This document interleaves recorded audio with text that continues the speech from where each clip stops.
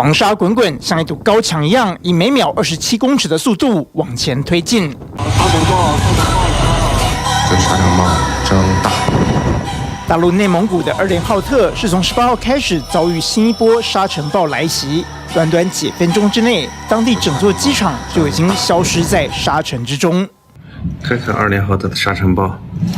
受大风和上游沙尘输送的影响，北京从昨晚起自西向东出现沙尘天气，能见度随之下降。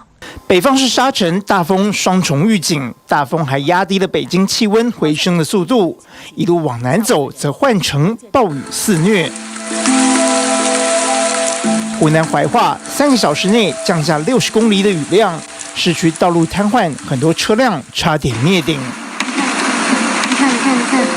贵州省的铜仁也是整条大马路变成了湍急的黄河，路边超市难以幸免。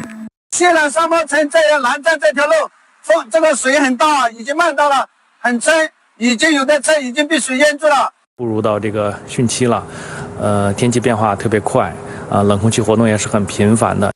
根据大陆媒体报道，未来几天大陆多地还会面临暴雨威胁，雨势加强，降雨范围也会扩大。